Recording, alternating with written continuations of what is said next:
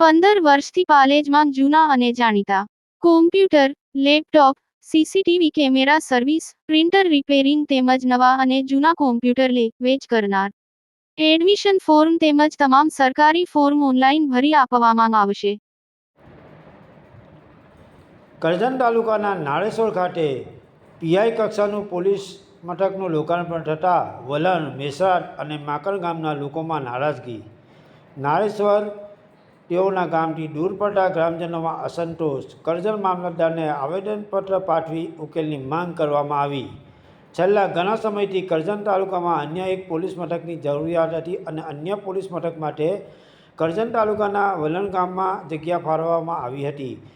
ત્યારબાદ સાસોદ ગામમાં પોલીસ મથક બનાવવાનું નક્કી કરાયું હતું, જ્યાંથી નાળેશ્વર સહિતના આજુબાજુના ગામ અને હાઈવે નજીક પડતા કનેક્ટિવિટી બધા માટે સારી રહેતી.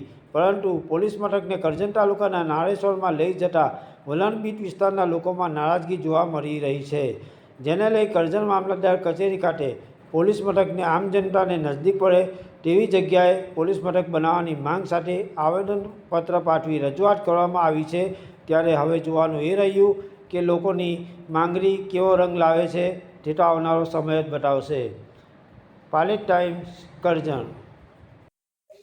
આજે કરજણના મામલતદાર સાહેબશ્રીને આવેદનપત્ર આપવામાં આવ્યું છે. આવેદનપત્રમાં અમારી જે માંગણી છે કે હાલની અંદર નારેશ્વર ખાતે પીઆઈ કક્ષાનું પોલીસ સ્ટેશનનું લોકાર્પણ કરવામાં આવ્યું છે.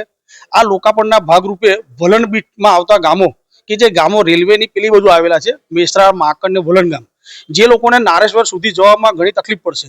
કારણ કે હાલની અંદર રસ્તો બહુ બિસ્માર છે.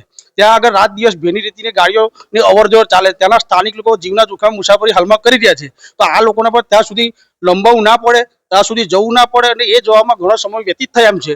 તો આ લોકોને કરજણમાં પોલીસ સ્ટેશન જે જૂનું છે એ અત્યારે કાર્યરત છે, તો ત્યાં આગળ બીટ સમાવેશ કરવામાં આવે અને જે તે સમયે જે તે જવાબદાર અધિકારીશ્રીએ હાઈવે પર સ્વપ્ન સાકાર હોટલની બાજુમાં પોલીસ સ્ટેશન માટે જગ્યા ફાળવેલી છે.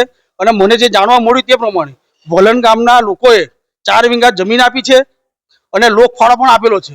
તો પોલીસ સ્ટેશનનું નિર્માણ તે જગ્યા પર થાય કે એ જગ્યા પર દરેક ગામના લોકો સરળતાથી પહોંચી શકે. આ રીતે છેવાડાના ગામમાં જો પોલીસ સ્ટેશન ફાળવવામાં આવે તો લોકોને અવર જવરમાં ખૂબ તકલીફ પડશે.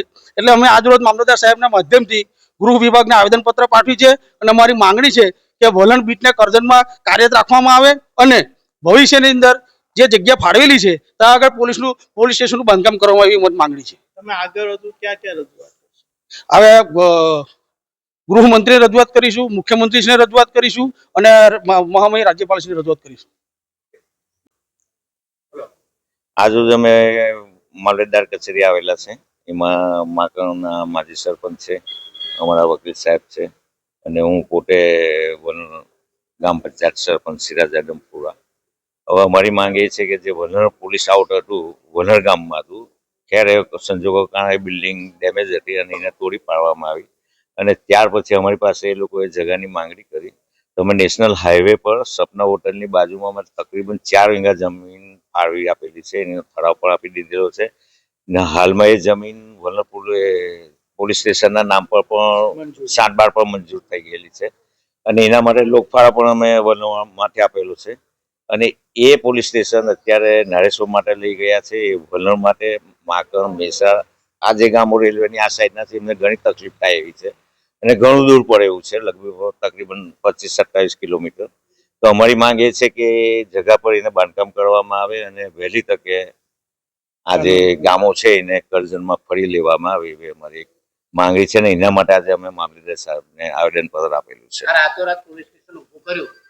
આ એક લગભગ આશરે 1 વર્ષ પહેલાનો આ પ્રોગ્રામ છે, પ્રોજેક્ટ છે કે વલણ પોલીસ સ્ટેશન અહીંયા આગળ બનાવવામાં આવે અને રાતોરાત ઉભું કર્યું નારેશ્વર ખાતે. બાબતે આપ શું? એ એકચ્યુઅલી અમારી જાણમાં તો હતું ના, કારણ કે જ્યારે એ લોકોએ ઓપનિંગ કર્યું ત્યારે અમને સોશિયલ મીડિયાના મારફતથી જાણ થઈ કે ભાઈ આપણું પોલીસ સ્ટેશન ત્યાં જયું અને એના માટે જ અહીંયા આવેદનપત્ર આપવા માટે આવેલા છે કે ભાઈ આ ગામોને ઘણી તકલીફ પડશે. એટલે ખેર હવે એ ગામો માટે એ બરાબર યોગ્ય છે એ પાઈ રાખે તો વલણ, માકણ, મેસરા ને કરજણમાં સમાવેશ થાય એવી અમારી એક માંગ છે.